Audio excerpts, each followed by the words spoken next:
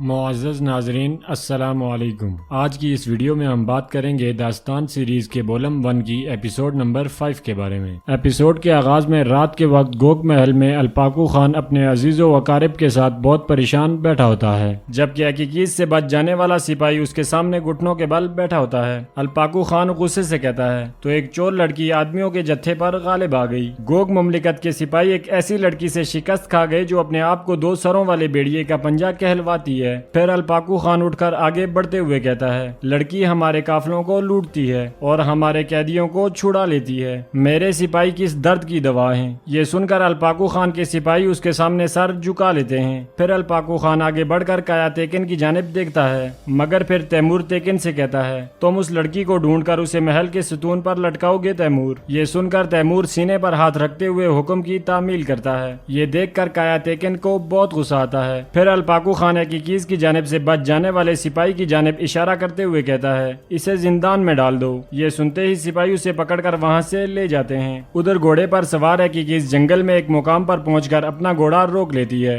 اور گھوڑے سے نیچے اتر کر ایک درخت پر چڑھ جاتی ہے۔ پھر سامنے موجود گوگ محل کی جانب دیکھنے لگ جاتی ہے، جبکہ گوگ محل میں سلطوق الپاکو خان کے کمرے میں داخل ہوتا ہے۔ اسے دیکھ کر الپاکو خان کہتا ہے، امید ہے تم اچھی خبر لے کر آئے ہوگے۔ کیا کہتا ہے میرا بھائی؟ کیا لڑکی دے گا؟ جواباً سلطوق کہتا ہے، بلامیر بیگ کہتے ہیں میں نے سوچا خان کسی صحت مند شخص کے لیے میری بیٹی کا ہاتھ مانگے گا۔ یہ سن کر کایا تیکن کی بیوی اس سے کہتی ہے، کیا تمہارے چچا نہیں جانتے کہ صحت مند لڑکے شادی شدہ ہیں؟ اس پر کایا تیکن اسے خاموش رہنے کا اشارہ کرتا ہے۔ سلطوق مزید کہتا ہے، میں خان اعظم کی مخالفت نہیں کر سکتا۔ آپ کے بھائی کہتے ہیں کہ تشریف لائیں، میری بیٹی مانگیں اور وعدہ لیں۔ یہ سن کر الوائجہ خاتون مسکراتے ہوئے الپاکو خان کی جانب دیکھتی ہیں۔ پھر الپاکو خان کہتا ہے، سب لوگ تیار ہو جائیں، کل صبح سویرے ہم راستے پر ہوں گے۔ یہ سنتے ہی اس کے آدمی کمرے سے نکل جاتے ہیں، جبکہ باتوگا پریشانی کے عالم میں یہ سارا منظر دیکھ رہا ہوتا ہے۔ الپاکو خان کے کمرے سے نکلنے کے بعد ایک شخص سپاہیوں سے کہتا ہے، سونے کے 30 صندوق تیار کرو تاکہ سب دیکھ لیں کہ بہو کیسی ہوتی ہے۔ پھر وہ خواتین سے کہتا ہے، خوبصورت کفتان اور چینی نمونے تیار کیے جا رہے ہیں، جیسا کہا ہے ایسے تیار کرو۔ یہ سنتے ہی 2 خواتین وہاں سے چلی جاتی ہیں۔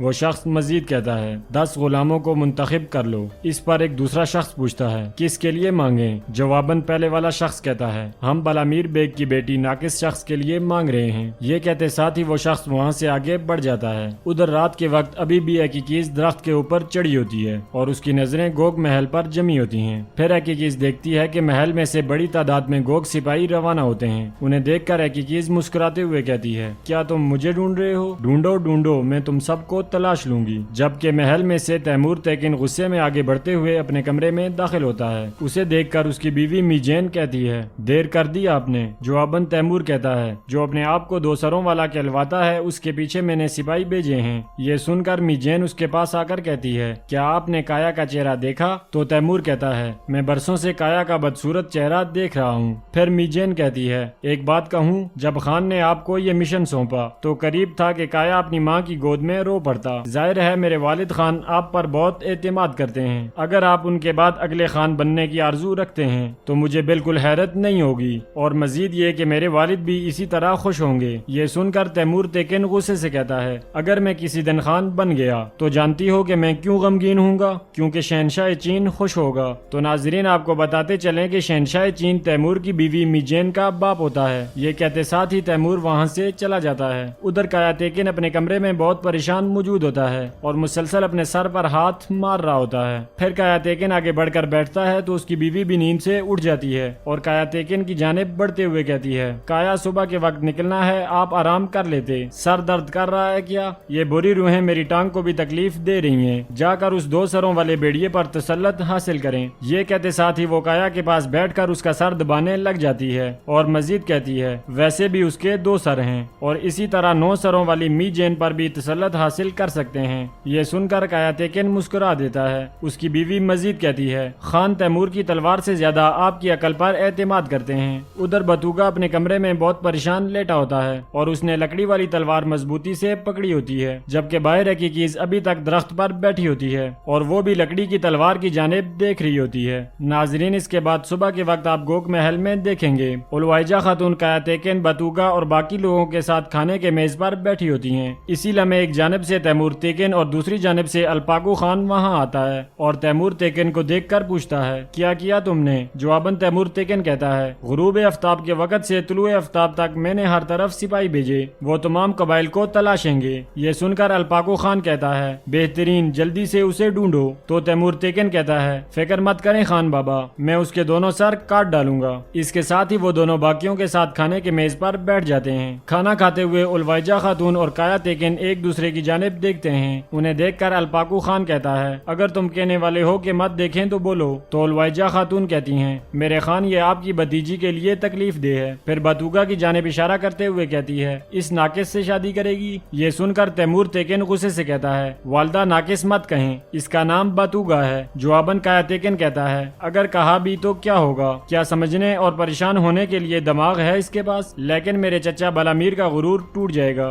اگر ہم نے اسے بے عقل نوجوان دے دیا۔ یہ سن کر الپاکو خان اسے روکتے ہوئے کہتا ہے میں بلامیر کے غرور کا نہیں سوچ رہا بلکہ میں خیر دیکھ رہا ہوں۔ زمانہ ہمیشہ سے تینگری کا ہے، انسان مرنے کے لیے اس دنیا میں آتا ہے، یقیناً ایک نہ ایک دن میں بھی مر جاؤں گا۔ یہ سن کر الوائجہ خاتون کہتی ہیں تینگری آپ کی حفاظت کرے خان۔ تو الپاکو خان کہتا ہے گوگ تینگری کسی کو نہیں بھولا خاتون، اور یقیناً مجھے بھی نہیں بھولے گا۔ کیا خیال ہے تمہارے چچا بلامیر کو یہ تخت نہیں چاہیے؟ چاہیے، بالکل چاہیے۔ کیا ایسا ہی ہے نا دانش آتا؟ جواباً دانش آتا کہتا ہے سنا ہے ابھی سے اس نے کورتلائی سے تعلقات بہتر رکھے ہوئے ہیں۔ پھر میجین کہتی ہے میرے والد کے ساتھ بھی ان کا اچھا تعلق ہے، انہوں نے چین کے لیے ہدیے بھیجے۔ اس پر الپاکو خان کہتا ہے جسے تخت چاہیے ہو وہ ایسا کرتا ہے۔ جواباً دانش آتا کہتا ہے اور اگر اسے نہ ملے تو بغاوت کر دیتا ہے۔ یہ سب سن کر کایا تیکن کہتا ہے تو اسی وجہ سے آپ اس کی بیٹی کو بطور بہو لے رہے ہیں؟ تو تیمور تیکن کہتا ہے لڑکی بہو نہیں ہوگی بلکہ یرغمال ہوگی۔ یہ سن کر الپاکو خان کہتا ہے اگر بلامیر نے اپنے لیے تخت چاہا تو اس کی بیٹی کو نصیب نہیں ملے گا۔ پھر کایا تیکن کی جانب دیکھتے ہوئے کہتا ہے اور اگر اس نے میرے بعد تمہیں خان تسلیم کر لیا اور تمہارے آگے جھک کر تمہیں دعا دی تو تم بھی اس کی بیٹی سے اسی طرح پیش آؤ گے۔ الپاکو خان کے منہ سے خان کے بارے میں سن کر کایا تیکن، الوائجہ خاتون اور کایا تیکن کے حامی بہت خوش ہوتے ہیں، جبکہ تیمور تیکن اور باتوگا کو بہت غصہ آتا ہے۔ پھر کایا تیکن کہتا ہے تینگری آپ کو لمبی عمر دے خان بابا،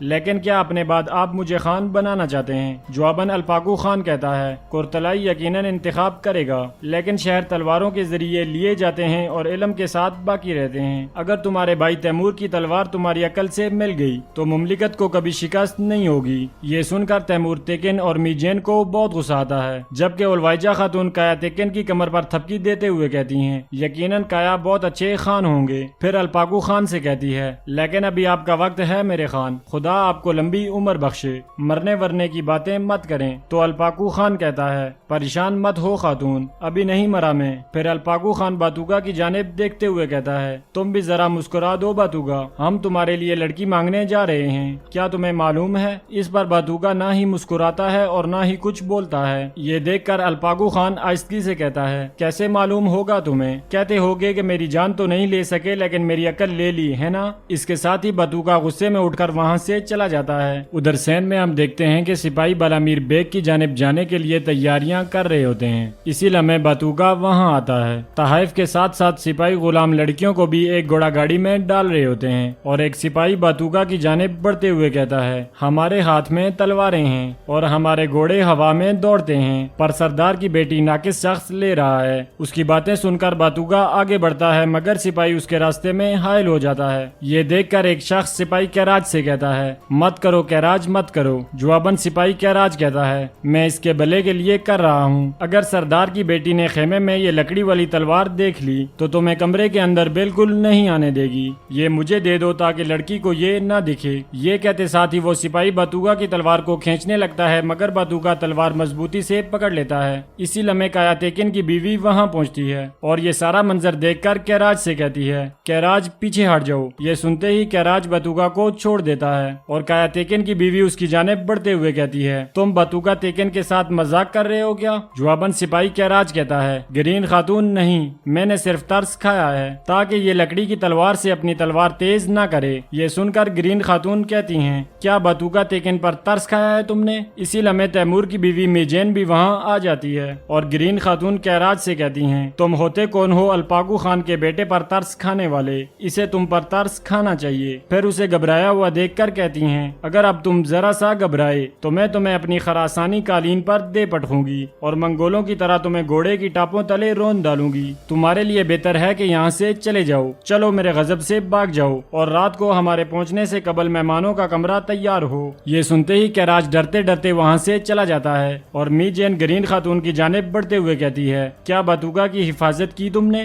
میرا دل کانپ رہا ہے۔ جواباً گرین خاتون کہتی ہیں، تمہارا دل کہاں ہے می جین؟ کیا اس کی جگہ جانتی ہو؟ تو می جین کہتی ہے، تمہیں اپنی جگہ تک معلوم نہیں اور الوائجہ کی طرح سپاہیوں کو احکامات دیتی ہو۔ کیا تم الوائجہ کے منصب کے لیے پرجوش ہو؟ اس پر گرین خاتون کہتی ہیں، ہاں میں نے کہا میرا منہ عادی ہو جائے۔ تھوڑی دیر پہلے ہی خان نے کہا ہے کہ کایا میرا جانشین ہوگا۔ اسی لمحے الوائجہ خاتون وہاں پہنچتی ہیں اور می جین گرین خاتون سے کہتی ہے، ایک نہ ایک دن وقت بدلے گا، تم زیادہ خوش بھی نہ ہو۔ یہ سن کر الوائجہ خاتون آگے بڑھتے ہوئے کہتی ہیں، کون کس لیے خوش ہو رہا ہے بہو؟ انہیں دیکھ کر وہ دونوں ڈر کر ایک جانب کھڑی ہو جاتی ہیں اور گرین خاتون کہتی ہیں، ہمارے ہاں ایک نئی جٹھانی ہوگی والدہ، اسی لیے میں خوش ہو رہی ہوں۔ تو می جین کہہ رہی ہے، زیادہ خوش مت ہو، سپاہی تحائف لے کر راستے پر نکل رہے ہیں، ہمیں کب نکلنا چاہیے والدہ؟ اس کے ساتھ ہی ہم دیکھتے ہیں کہ سپاہی تحائف اور غلام لڑکیوں کو لے کر بازار سے آگے بڑھ رہے ہوتے ہیں، جبکہ حقیقیز درخت پر بیٹھی ابھی تک یہ سارا منظر دیکھ رہی ہوتی ہے اور وہ سپاہیوں کو تحائف لے جاتا ہوا دیکھ کر درخت سے کود جاتی ہے،